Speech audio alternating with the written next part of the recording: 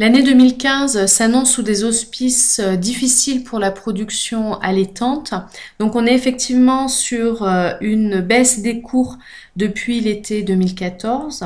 Donc sur la catégorie des broutards, l'ensemble des animaux a été affecté par cette baisse, même si on peut noter que les petits gabarits tels que les femelles ou les animaux de race rustique ont subi une baisse un peu moins forte de leur cotation.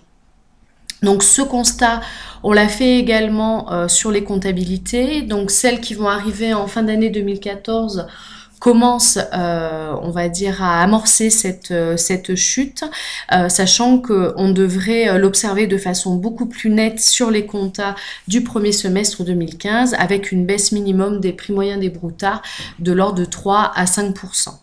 Alors, cette baisse de prix, elle est liée à un manque de dynamisme de la demande. Donc, ça se traduit notamment par une chute des exportations. Donc, c'est la 3e année consécutive où les exportations de broutards enregistrent une baisse. On était à 982 000 broutards exportés en 2012, on atteint 960 000 en 2014. Donc c'est un point important. L'Italie reste notre premier acheteur puisque c'est 750 000 têtes environ qui sont parties sur ce marché-là. Pour le mettre en perspective, la Tunisie c'est 8 000 têtes, l'Algérie 28 000 têtes. Donc l'Italie reste vraiment un acteur prépondérant sur le marché du broutard. On notera également que c'est la catégorie traditionnelle des broutards français qui a été la plus affectée par la baisse des exportations, à savoir donc des mâles de plus de 300 kg.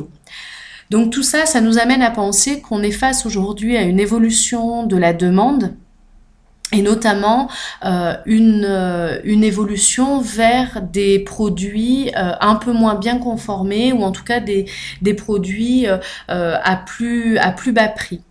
Au niveau de l'Italie, ça reste un changement culturel, puisque jusqu'à présent, ils aimaient bien les broutards français, justement par rapport au type de gabarit que l'on proposait et par rapport à un positionnement haut de gamme qu'ils ont toujours voulu avoir. Mais ils sont confrontés à une baisse assez significative de la consommation de viande bovine au niveau du marché intérieur. Une pression là eux aussi de la grande distribution pour élargir la gamme de produits sur des produits à bas coût et redynamiser, on va dire, la consommation. Donc on va être de plus en plus confronté à une concurrence avec des pays comme la Pologne, comme l'Irlande, qui proposent eux des produits, on va dire, plus bas de gamme. Alors ça s'est d'autant plus marqué en 2014 qu'avec l'embargo russe, la viande qui partait d'habitude sur ce pays-là s'est retrouvée sur le marché européen et du coup en concurrence, j'allais dire, avec la viande française.